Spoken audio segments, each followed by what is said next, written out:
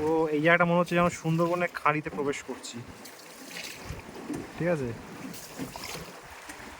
মানে ব্যাকওয়াটার, কেরালার Backwater, ভেনিসের gondola, সুন্দরবনের খাঁড়ি, সমস্ত কিছুর অভিজ্ঞতা পাঞ্চ করে এই বোট রাইডটা 1.5 ঘন্টা ধরে চলবে।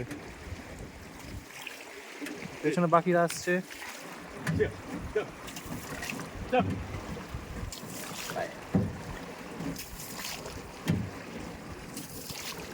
ভিডিওটা করছি, আমাকে ঘুরছি বলে আমাকে বকছে না, বুঝতে পারলাম না, মনে হচ্ছে আমাকে বকছে। মানে বলছে, মানে এরা বলে যে বেশি নাড়াঘোড়া করলে নাকি নৌকো উল্টে যাওয়ার চান্স আছে। আর জলটা মারাত্মক ঠান্ডা, জলটা মারাত্মক ঠান্ডা।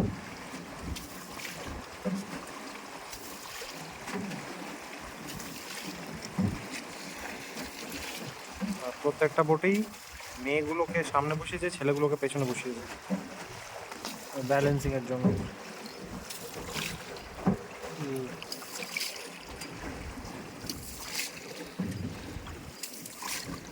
যারা যারা ভিডিওটা দেখছেন, টাকা জমিয়ে ভিয়েতনাম আসুন, ঘুরে আসুন ভিয়েতনাম। অন্তত 4-5 দিনের জন্য হলেও ভিয়েতনাম ঘুরে আসুন।